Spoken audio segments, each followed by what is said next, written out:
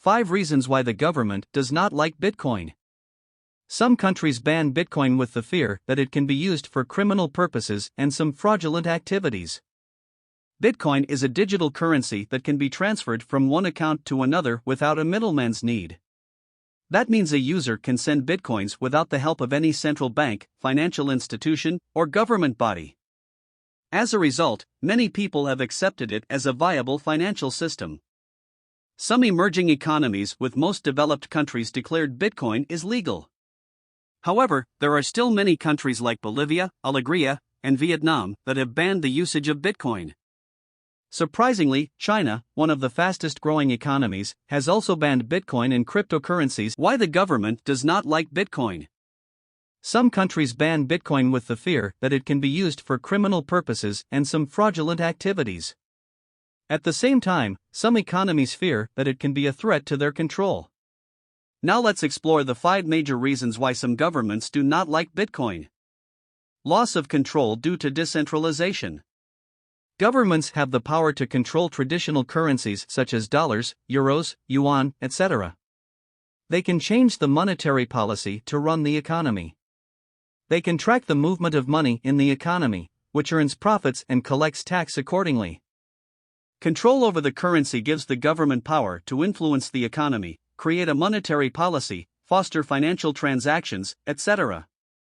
With the inception of Bitcoin, the government loses control over the currency system due to decentralization.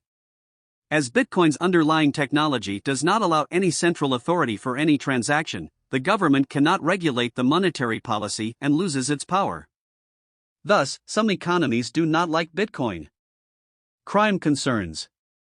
Due to decentralization and anonymity, more and more criminals are using Bitcoin as a viable method for illegal activities. Cyber criminals are using this Bitcoin platform to steal money from the users.